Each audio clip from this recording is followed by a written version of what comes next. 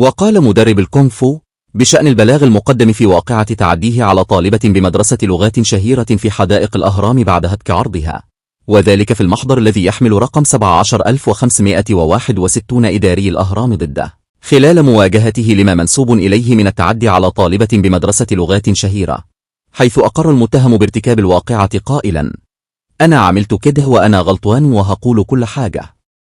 وأضاف المتهم أنه تعرف على المجني عليها منذ حوالي سنة، وأنه المدرب الخاص لها في لعبة الكونغ فو، وخلال تدريبه لها داخل المدرسة أعجب بها، ونشأت بينهما علاقة عاطفية استمرت لعدة أشهر، وعاشرها معاشرة الأزواج، قائلا: أنا وعدتها أني أخطبها وتزوجها، وقالت لي والدتها مش هتوافق إننا نتزوج.